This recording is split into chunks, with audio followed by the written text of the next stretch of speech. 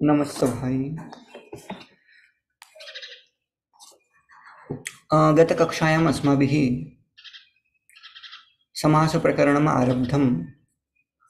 समासप्रकरणे अपि तत्र कति भेदाः सन्ति, तेषां नामानि, समस्तपदे प्राधान्यपदं कस्य, प्राधान्य अर्थः कस्य पदस्य भवति, एतत् सर्वं किञ्चित् किञ्चित् ज्ञातम्।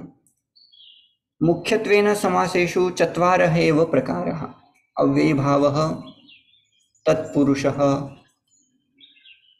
तथा बहुव्रीहि, चतुर्थः द्वन्द्वः इति चत्वारः प्रभेदाः। केवल इति अपि एकः समासविशेषः अस्ति, किन्तु तस्य किमपि विशेषसंज्ञा इत्यादिकं नास्ति, तस्य एवम् अधिकम् उपयोगः नास्ति, न क्रियते शास्त्रादिग्रन्थेषु। कुत्रचित् क्वचित् उदाहरणानि दीयन्ते, तावदेव। एते चत्वारः प्रभेदाः। तत्रापि तत्पुरुषस्य इतोपि प्रकाराः वर्तन्ते, कर्मधारयः, द्विगुश्च।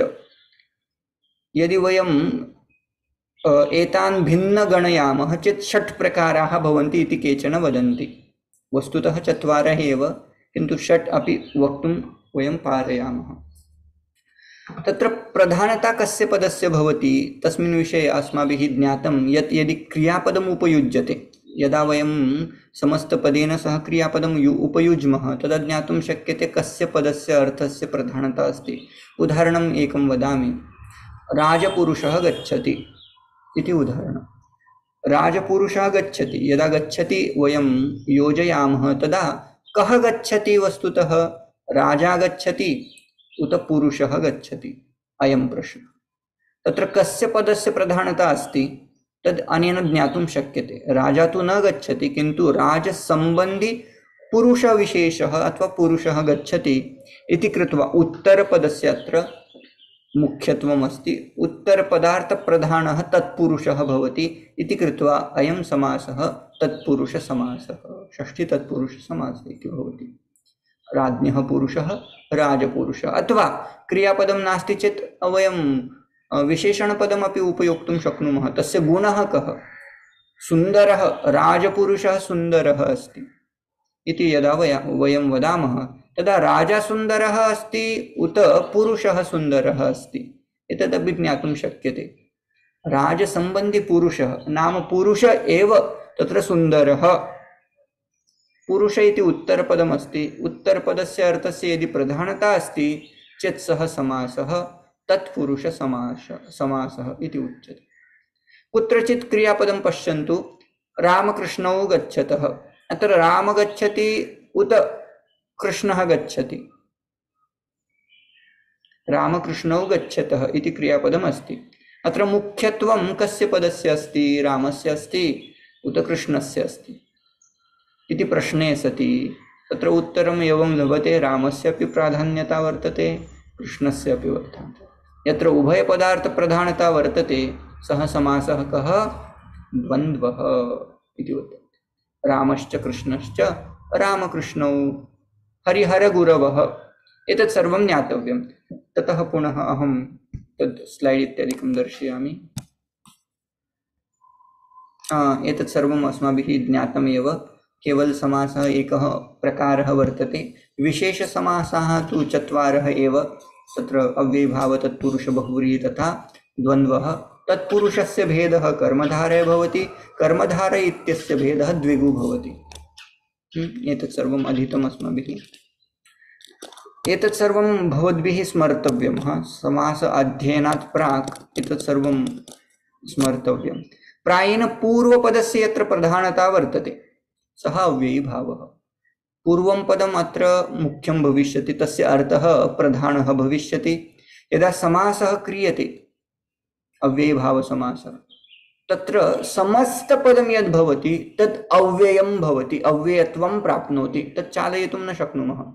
वस्तुतः शक्तिः मतिवत् प्रचलति। शक्ति शक्तयः, मतिः मतिमतयः, अथवा हरिः हरिहरयः चालयामः, किन्तु यदा समासः भवति तदा तु अव्ययत्वं प्राप्नोति, तत्पदं चालयितुं न शक्नुमः। अधिहरि इति अपि समस्तपदम् अव्ययीभावसमासः। अधिहरि इति पदं न चालयितुं शक्नुमः, अव्ययं भवति इति एकः। यदा समासविग्रहं कुर्मः, समासविग्रहे किं दृश्यते, पूर्वं पदं सर्वदा किं भवति, अव्ययं भवति। उत्तरपदं यद् भवति तत् सर्वदा अनव्ययं भवति। उदाहरणं यथा शक्ति, यथा मति इत्यत्र शक्ति, मति, हरि एते शब्दाः अनव्ययम् अस्ति, तद् अव्ययं नास्ति। किन्तु पूर्वपदं सर्वदा किं भविष्यति, अव्ययपदम्। यदि पूर्वस्य पदस्य अर्थप्रधानता वर्तते, अर्थः प्रधानः वर्तते चेत् तस्य कृते नाम दत्तम् अव्ययीभावसमासः इति। एतद् प्रत्येकस्य एकमेकम् उदाहरणं स्मर्तव्यं। अव्ययीभावस्य यथा शक्ति, यथा मति, अध्यात्म, अधिहरि इत्यादिकं किमपि यत् स्मर्यते तत् स्मरन्तु। द्वितीयमस्ति प्रायेण उत्तरपदार्थप्रधानः तत्पुरुषः। अस्मिन् समासे किं भविष्यति, उत्तरपदस्य किं भविष्यति, प्रधानता भविष्यति। उदाहरणं किम् उच्यते, भूतबलिः, तेन भूतबलिः दीयते, नाम भूत दीयते उत बलि दीयते इति प्रश्नश्चेत् ऑब्वियसली बलिः दीयते। बलि इति उत्तरपदमस्ति, उत्तरपदस्य अर्थस्य प्रधानता वर्तते इति कृत्वा अयं समासः तत्पुरुषः समासः। तथैव राष्ट्रध्वजं नमामि इत्यादिकं कर्तुं शक्यते। अग्रिमः समासः अस्ति कर्मधारय। सः कस्य भेदः उच्यते, तत्पुरुषभेदः कर्मधारय। किन्तु तत् सः कर्मधारय कथं ज्ञातव्यम् उच्यते, यदि समानाधिकरणम् अस्ति, विशेषणविशेष्यभावसम्बन्धः तथा दृश्यते, एकस्मिन् पदे विशेषणं भवति, अपरस्मिन् पदे यदि विशेष्यपदं भवति चेत् सः समासः, यद्यपि सः तत्पुरुषः, किन्तु तस्य कृते नूतनं नाम दीयते कर्मधारय इति। बहूनि उदाहरणानि एकं स्मर्तुं शक्यते। महात्मा, महादेवः, महेश्वरः अथवा नीलमेघः, कृष्णस्य कृते मेघश्यामः इत्यादिकं किमपि स्मर्तुं शक्यते। यद् भवते रोचते तत् स्मरन्तु। अग्रिमम् अस्ति द्विगुः। द्विगुसमासे किं भवति उच्यते, संख्यापूर्वः द्विगुः। अधुना यदा द्विगुसमासः भवन्तः पठिष्यन्ति तदा ज्ञास्यते कि अस्य पूर्वं सर्वदा किं भवति, संख्या भवति। किन्तु तत्र केचन तथापि समासाः सन्ति यस्य पूर्वपदे संख्या भवति, यथा दशानन्, किन्तु सः द्विगुण, सः बहुव्री। अर्थस्य प्रधानता कुत्र अस्ति तद् ज्ञातव्यं। तत्र अव्ययीभावसमासे अपि पञ्चगङ्गं द्वियमुनम् इति समासः, यद्यपि तत्र संख्या अस्ति किन्तु सः द्विगुसमासः न, तत् स्थाने स्थाने तस्य बोधः भविष्यति एव। We will understand while learning everything. So basically प्रायेण संख्यापूर्वः द्विगुः। उदाहरणं किं, त्रिभुवनं, सप्तलोकं, सप्तलोकः इत्यादिकं स्मरन्तु। शताब्दी, दशाब्दी इति अस्य उदाहरणम्, अथवा सप्तर्षयः इति। पंचमहाभूतं, पंचमहाभूतानि इत्यादिकम् अस्य उदाहरणानि। अन्यपदार्थप्रधानः, अन्यस्य पदस्य अर्थस्य यत्र प्रधानता वर्तते, अन्यपदस्य अर्थस्य यत्र प्रधानता, सः बहुव्रीहि समासः। अत्र उदाहरणं यदि क्रियापदेन सह उपयुज्मः, अरे पश्यतु पीताम्बरः आगच्छति। अधुना पीतम् आगच्छति उत अम्बरम् आगच्छति, वस्त्रम् आगच्छति। पीतम् इति अपि न आगच्छति, वस्त्रम् इति अपि न आगच्छति। किम् आगच्छति, पीताम्बरधारी कश्चन अन्यपुरुषः आगच्छति। नाम पीतस्य अर्थः विष्णुः न, अम्बरस्य अर्थः अपि विष्णुः न, किन्तु मिलित्वा तत् धारी यः वर्तते सः अपरः अर्थः यदि लभते तत् बहुव्रीहि समासः इति अर्थः। पीताम्बरधारी कदाचित् विष्णुः अपि भवति, कृष्णः अपि भवति, किमपि। तथैव दशानन, गजानन, षडानन इत्यदपि ज्ञातव्यम्। उभयपदार्थप्रधानः द्वन्द्वः। अत्र किम्, अत्र उभयपदस्य अर्थस्य प्रधानता अत्र ज्ञातव्यम्। रामकृष्णौ गच्छतः यदा वदामः तदा रामः एव गच्छति उत कृष्णः एव, न, तत्र एवकारः एव न उपयोक्तव्यः। तत्र रामः अपि गच्छति, कृष्णः अपि गच्छति इत्यर्थः। एतत् बेसिकल्स् प्रायेण सर्वत्र उपयुज्यते इति कृत्वा ज्ञातव्यम्। अपवादात्मकम् अपि तत्र सूत्राणि सन्ति, किन्तु मुख्यत्वेन एतदेव इति अर्थः। अस्तु, तदेव लघुसिद्धान्तकौमुद्याम् एवं स्थापितं वर्तते। अस्मिन् वर्णे यद् भवति तत् वृत्ति अथवा वृत्त्यर्थः भवति। सूत्रं ब्रौन् कलर् मध्ये भविष्यति। समासः पञ्चधा इति ज्ञातं। पञ्चप्रकाराः सन्ति। तत्र समसनं समासः इति अपि ज्ञातं, यत्र अनेकपदानाम् एकपदी भवनं भवति। संक्षिप्तीकरणम् अथवा संक्षेपकरणं नाम समासः। तत्र आदौ तत्र समासप्रकारेषु आदौ प्रथमः कः? केवलसमासः। तस्य कृते विशेषसंज्ञा नास्ति इति मया पूर्वमेव उक्तं। विशेषसंज्ञा विनिर्मुक्तः, तस्य कृते विशेषसंज्ञा नास्ति। यथा मम सामान्यत्वेन बालकाः इति उच्यन्ते, किन्तु विशेषत्वेन तस्य कृते किमपि नाम दीयते। अयं राघवः, अयं कृष्णः, अयं सुदामा इत्यादिकं, किन्तु अस्य समासस्य कृते नाम एव न इति। समास इति केवल नाम तस्य। उदाहरणं तस्य स्मर्तव्यं। पूर्वं भूत, भूतपूर्वः इति। एकम् उदाहरणं स्मरन्तु केवलसमासस्य भूतपूर्व इति। अव्ययीभावस्य अस्माभिः पूर्वं यथाशक्ति यथामति किमपि स्मर्तुं शक्यते। तत्पुरुषस्य राजपुत्रः, राजपुरुषः इति प्रसिद्धम् उदाहरणं। कर्मधारे इत्यस्य मया अत्र नीलमेघः इति स्मरन्तु। कर्मधारे इत्यस्य सप्तर्षयः, त्रिभुवनं, त्रिलोकम् इत्यादिकं स्मरन्तु। बहुव्रीहि अत्र टाइपो वर्तते, बहव्रीहि इति अभूत्, बहुव्रीहि स्यात्। एतद् मया अधुना एव क्रियते, अहं विस्मरामि अनन्तरं। बहुव्रीहि इति प्रायेण उभयपदार्थप्रधानः द्वन्द्वः, उभयस्य पदस्य अर्थस्य प्रधानता भवति इति। अधुना केवलसमासविषये मया वक्तव्यम् आसीत्। केवलसमासे शास्त्रविशेषसंज्ञा कापि न वर्तते इति कृत्वा तस्य केवलसमास इति। किन्तु तत्र अन्यैः उच्यते सुप्सुपा समासे इति तस्य अपरं नाम।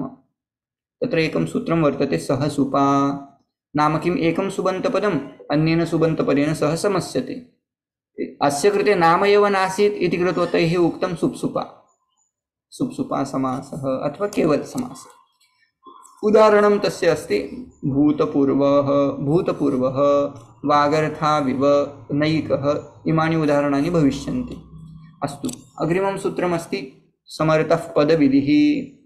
समासकार्यं यदा क्रियते तदा पदानि तु आवश्यकानि भवन्ति, किन्तु पदेषु सामर्थ्यम् अस्ति वा न वा, परस्पर अन्वयः अस्ति वा न वा तद् द्रष्टव्यं। तस्य कृते इदं सूत्रं वदति, पदसम्बन्धी यः विधिः सः समर्थाश्रितः बोध्यः। नाम किं? यदि परस्पर अन्वयः भविष्यति पदानाम्, अन्वययोग्यता अस्ति चेत् तत्र समासः भवितुम् अर्हति। यदि योग्यता नास्ति चेत् समासः न इति अपि मया उक्तम् आसीत्।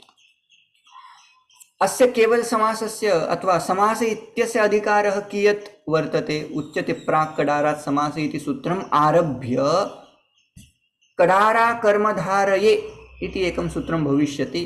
तत् सूत्रपर्यन्तम् अस्य अधिकारः भविष्यति।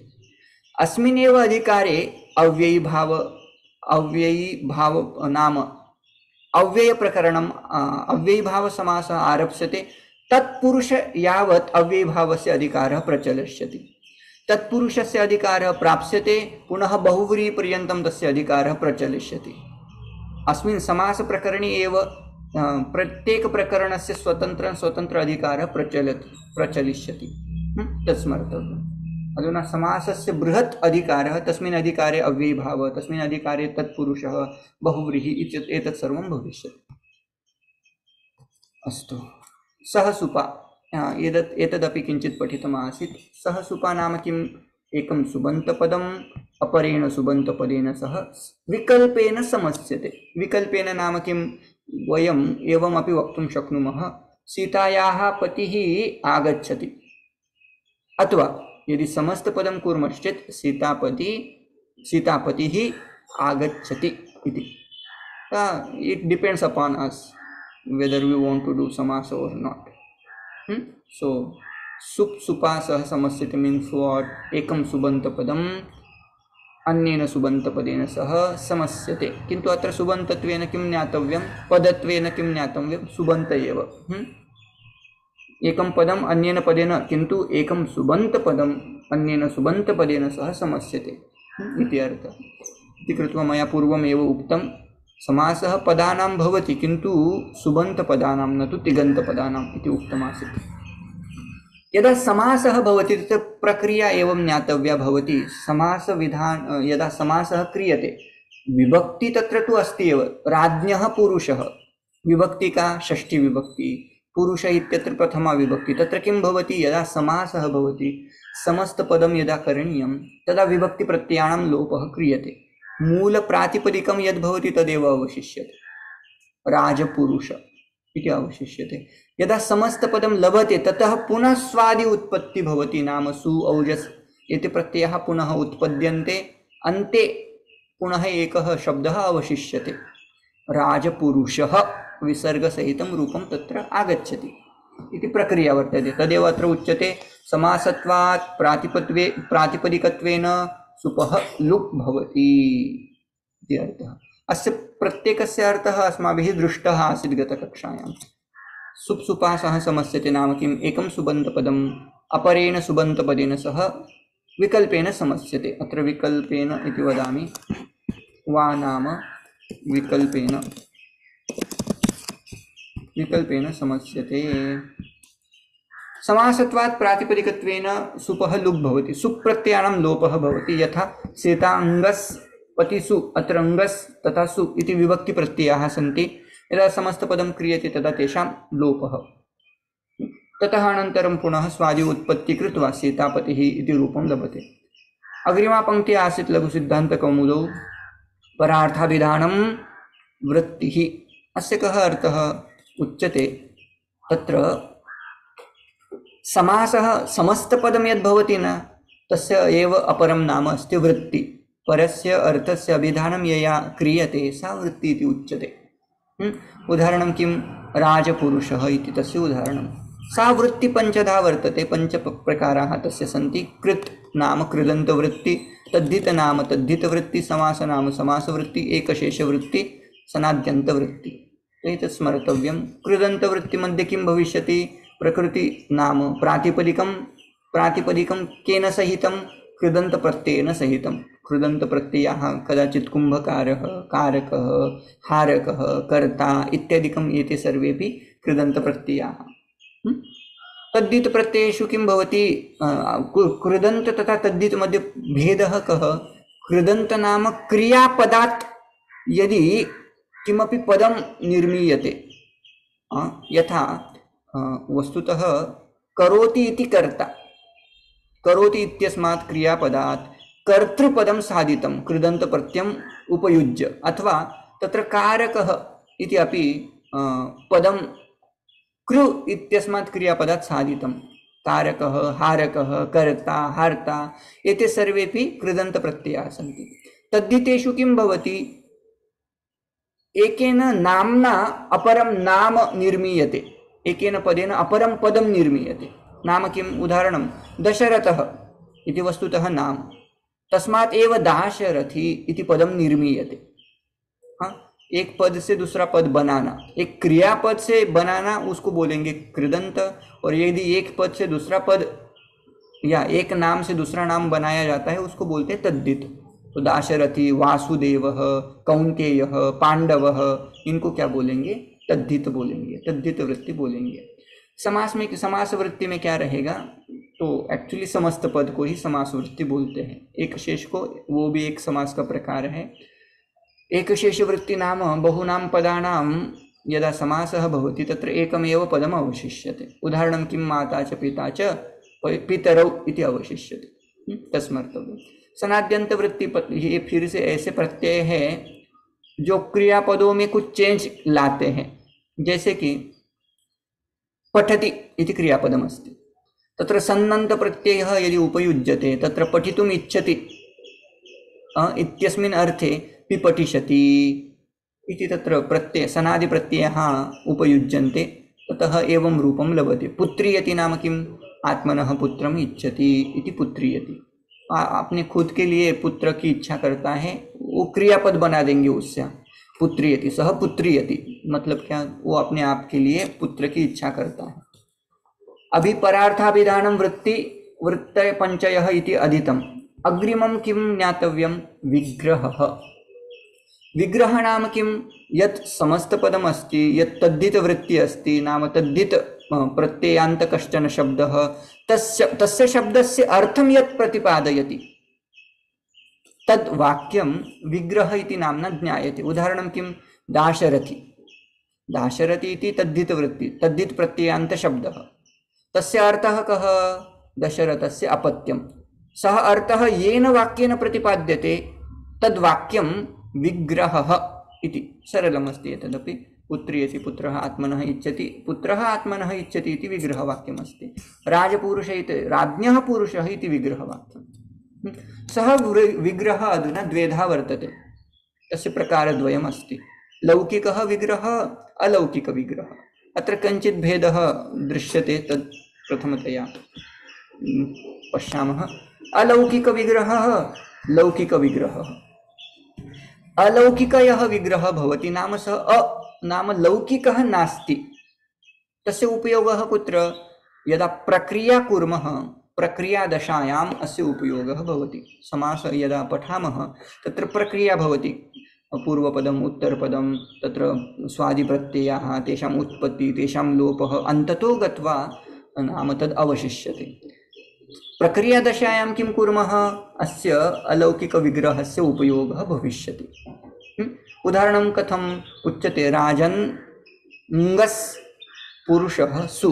राजपुरुषः इति समस्तपदं, तस्य विग्रहः कथं कर्तुं शक्यते? राज्ञः पुरुषः इति यः विग्रहः सः लौकिकविग्रहः, विभक्तिसहितं यदस्ति सः लौकिकविग्रहः। अलौकिकविग्रहः किं? यत्र साक्षात् विभक्तिप्रत्ययाः दर्श्यन्ते। अत्र ङस् इति षष्ठी विभक्त्यन्त प्रत्ययः अस्ति, सु इति प्रथमा विभक्त्यन्त प्रत्ययः वर्तते। सः अलौकिकविग्रहः। लौकिकविग्रहः लोके प्रयोगार्हः, नाम लोके प्रयोगः कर्तुं शक्यते। सीतायाः पतिः, सीतापतिः, राज्ञः पुरुषः, राजपुरुषः इति वदामः खलु। लोकभाषायामपि तस्य उपयोगः अस्ति। अग्रिमा पङ्क्ति वर्तते अलौकिकविग्रहः प्रत्येकं समासस्य। नाम समासस्य अलौकिकविग्रहः यदा प्रक्रिया कुर्मः, प्रत्येकस्य समासस्य तत्र विभक्तिप्रत्ययाः दर्श्यन्ते प्रक्रियादशायां। किन्तु लौकिकविग्रहे तु तथा नास्ति। विकल्पेन सीतायाः पति अपि वक्तुं शक्यते, सीतापति इति अपि वक्तुं शक्यते। सीतापति यदि वदन्ति जनाः अवगन्तुं शक्नुवन्ति यत् अयं सीतायाः पति इति वक्तुम् इच्छति इति चेत् लौकिकविग्रहः कर्तव्यः एव इति नियमः न इति। अलौकिकविग्रहः यः भविष्यति तस्य पुनः प्रकारद्वयम्। स्वपदविग्रहः, अस्वपदविग्रहः। स्वपदविग्रहः नाम किं? समस्तपदं यदस्ति, समस्तपदस्य विग्रहं यदा कुर्मः तत्र पदद्वयं भविष्यति। उदाहरणं राज्ञः पुरुषः, एतदेव स्थापयामः। राज्ञः पुरुषः वस्तुतः अत्र पदद्वयमस्ति। यदा विग्रहं कुर्मः राज्ञः पुरुषः इत्येव स्थापयामः, भिन्नं पदं किमपि न आनयामः अत्र इति कृत्वा तस्य नाम किमस्ति? स्वपदविग्रहः। स्वस्य समस्तपदैः, नाम यदि समासस्य अर्थः समस्तपदार्थः समस्तपदैः एव तत्र कथ्यते, उच्यते, तदा सः स्वपदविग्रहः। यहाँ विग्रह दिखाने के लिए कोई बाहर से पद नहीं लाने पड़ते, ऐसा अर्थ। अस्वपद विग्रह जो है उसमें क्या करना पड़ता है? बाहर से कोई शब्द लाने पड़ते, जैसे कि उपकृष्ण, ऐसा समस्त पद है, उपकृष्णम। उसके लिए जब विग्रह करेंगे, उप इसका अर्थ दिखाने वाला दूसरा कोई पद लाना पड़ेगा। उप मतलब समीपम, ऐसे। यथाशक्ति ऐसा पद है, यथामति, उस यथा का अर्थ दिखाने के लिए शक्तिम अनतिक्रम्य, अनतिक्रम्य ये पद लाना पड़ेगा, तो वो अस्वपद विग्रह है। विग्रह जिसमें बाकी बाकी जगहों से कुछ अर्थ लाया जाता है, पद लाया जाता है, उसको बोलते हैं अस्वपेद विग्रह। तदेव अधुना केवल समासस्य प्रकरणम् अस्ति इति कृत्वा पुनः अत्र आगच्छामः। भूतपूर्वः इति कथं साध्यते? तस्य कृते सूत्रद्वयं ज्ञातव्यं।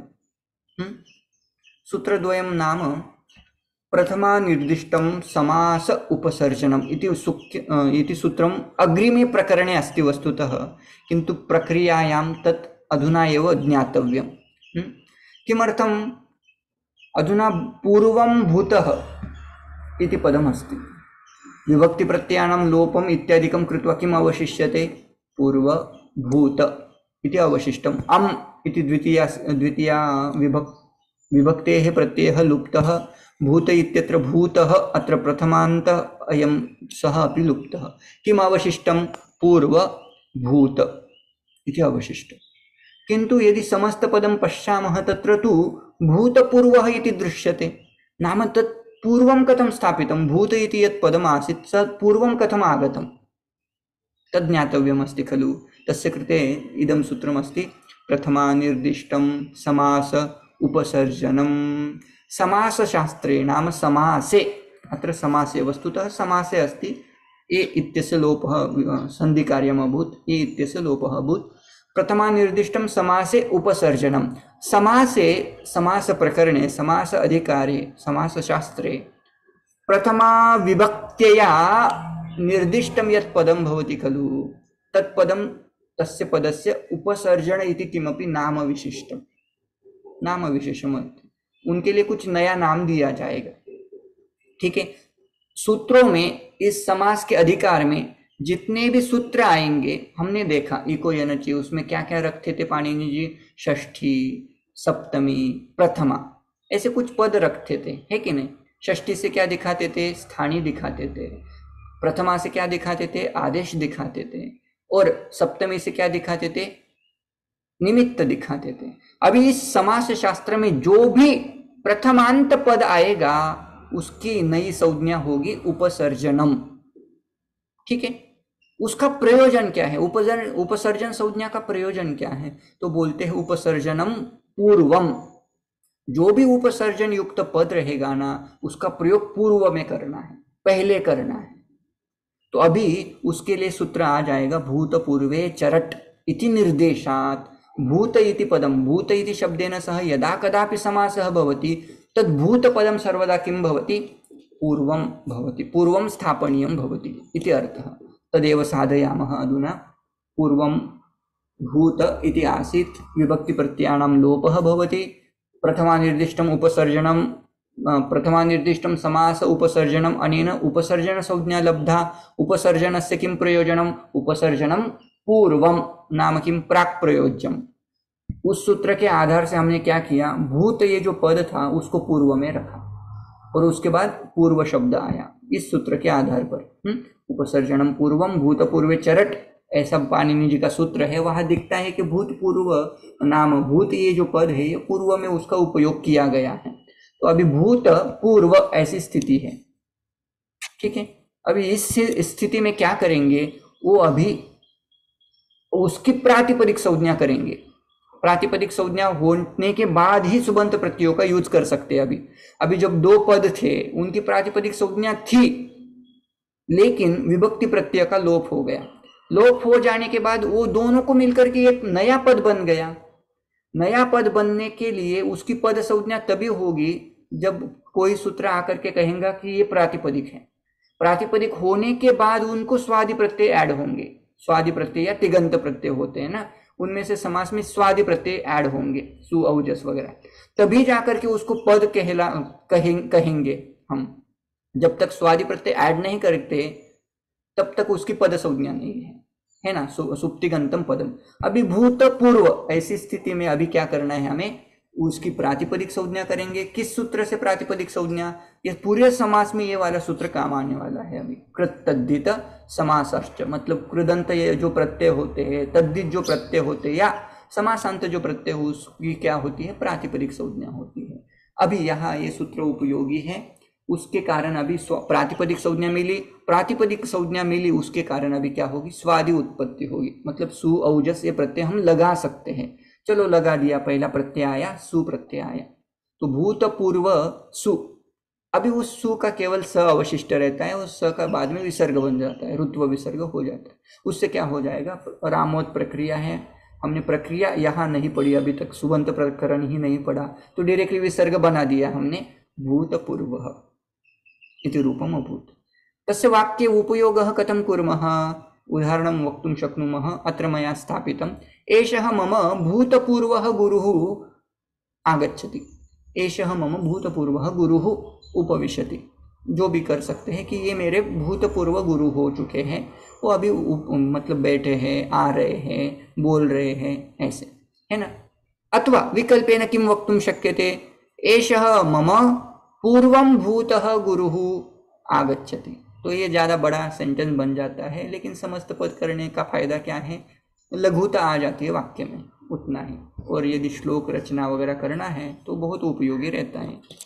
ठीक है, ये हो गया केवल समास का पहला उदाहरण। अभी दूसरा उदाहरण वो बोलते हैं, इवेन समासः विभक्ति अलोपश्च। अभी इव केवल समास में इव जो शब्द आता है, इव लाइक है ना, वत, उस पद के साथ, इव पद के साथ केवल समास होता है, और वहां विभक्ति अलोपः, विभक्ति का लोप ही नहीं करते। जैसे हमने पूर्वम भूत, इसमें द्वितीय विभक्ति का लोप कर दिया था, भूतः इसमें जो प्रथमा विभक्ति थी उसमें सु का लोप कर दिया था, अभी इसमें वो लोप करने जैसा कुछ है ही नहीं। इसलिए ये वस्तुतः समास है या नहीं है, वही प्रश्न अवशिष्ट रहता है। यहाँ फिर से टाइपो हो गया, वागर्थो इव है ना।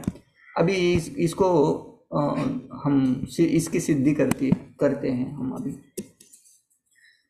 इवेन समासः विभक्ति लोपश्च, वार्तिक है। वार्तिक का अर्थ है सुबन्तस्य इव अव्ययेन सह समासः भवति, किंतु समस्त पदस्य विभक्ति लोप प्रत्यय लोपः इति वक्तव्यम्। विभक्ति प्रत्यय लोपः न, विभक्ति प्रत्ययाणां लोपः एव न भविष्यति। उदाहरणं वागर्थौ, वागर्थौ इत्यत्र औ इति सु औ जस् औ इति प्रत्ययः उपयुक्तः। कस्मात् द्विवचनमस्ति, वाक्च अर्थश्च वागर्थौ। अभी ये द्विवचन का प्रत्यय वस्तुतः समास जब होता है तो लोप होना चाहिए था, लेकिन बोलते हैं विभक्ति अलोपश्च इति वार्तिककारः वदति। इव शब्द के साथ जब जब समास होगा तब तब विभक्ति प्रत्यय का लोप नहीं करेंगे, तो उसकी सिद्धि करनी है। उसके पहले हमें थोड़ा ये उदाहरण समझने के लिए हमें पहले वागर्थ, ये जो पद है वो समझना होगा। वो वागर्थौ पद कैसे बना, तो बोलते हैं वाक्च अर्थश्च वागर्थौ, उसको द्वंद्व समास बोलते हैं। वो कैसे हुआ उसके बारे में बोलते हैं। वाक् इति प्रथमान्तः अस्ति इति कृत्वा सु इति प्रत्ययः, अर्थ प्रथमान्तः सु, सुप्रत्यय अस्ति प्रथमा विभक्तेः। तत्र केन सूत्रेण द्वंद्व समासः भवति, चार्थे द्वंद्व इति सूत्रं भविष्यति। ततः तत् स्वादि प्रत्ययाणां लोपः भविष्यति, केन सूत्रेण सुपो धातु प्रातिपदिकयोः लोपः क्रियते। अधुना किम् अवशिष्यते, वाच् प्लस अर्थ इति अवशिष्यते। तत्र वाच् इत्यत्र यः चकारः अस्ति खलु, तस्य चकारस्य स्थाने क वर्ग आदेशो भवति, संधि प्रकारः अधीतः। चोः कुः इति सूत्रं वर्तते, चकारस्य स्थाने ककारः भवति। अधुना का स्थितिः, वाक् अर्थः। अधुना ककारस्य पुनः जष्ट्वं भवति, केन झलां जशोन्ते, पुनः संधि प्रकारः अत्र, तेन किं वाग् अर्थ। अधुना वागर्थ इति पदं साधितं, तत्र विसर्ग एतावता नास्ति, एतावता विसर्गः नास्ति। तत्र अधुना कृत्तदिच समासाश्च तेन प्रातिपदिक संज्ञा, प्रातिपदिक संज्ञा यदा भवति तदा पुनः स्वादि उत्पत्ति भवति, स्व आदि प्रत्ययानाम् उत्पत्ति भवति। यदा तत्र पदद्वयम् अस्ति, पदद्वयं दर्शयितुं, द्विवचनं दर्शयितुं किं कः प्रत्ययः, सु औ जस् औ प्रत्ययः आनीयते। अधुना औ प्रत्ययः आगतः, यदा सः तत्र योजयामः अ प्लस औ वृद्धिर्भवति वागर्थौ। अधुना वागर्थौ इति पदं साधितम्। अधुना इव इति पदेन सह समासः करणीयः, तस्य प्रक्रिया अत्र दीयते। वागर्थौ इव, अत्र वस्तुतः यदा समासः कुर्मः विभक्तिप्रत्ययाणां लोपः भवति एषः सामान्यनियमः, किन्तु वार्तिककारः वदति इवेन समासः विभक्ति अलोपश्च, विभक्तिप्रत्ययाणां लोपः न भवति, नाम अस्य लोपः अधुना न भविष्यति इति अर्थः।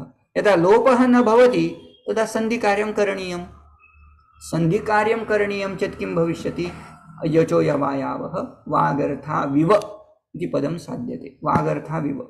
अधुना ततः अपि स्वादि उत्पत्ति क्रियते चेत् अस्य प्रातिपदिक इव इति अव्ययम् अस्ति, अव्ययत्वात् यद्यपि सुप् प्रत्ययः आगच्छति किन्तु अव्ययत्वात् तस्य लोपः भवति, स्वादि प्रत्ययानां लोपः।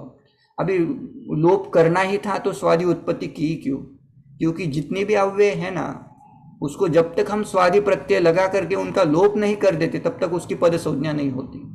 तो इव च ऐसे यद्यपि आप तभी इव च इनका उपयोग तभी कर सकते वाक्य में जब उसकी पद संज्ञा हो, है ना, वो चला तो नहीं सकते लेकिन उनकी पद संज्ञा है। उस पद संज्ञा लाने के लिए हमें स्वादि उत्पत्ति करनी पड़ती है, उनका लोप करना पड़ता है।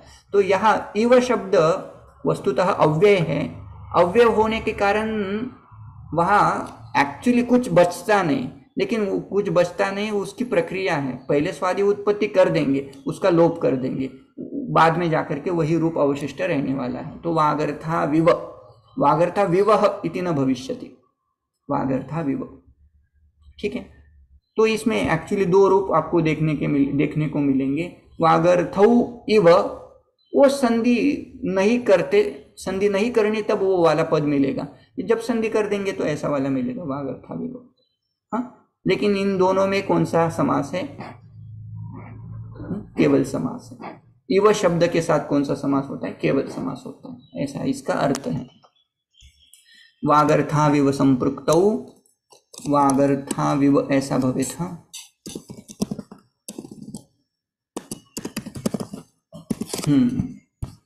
ठीक है।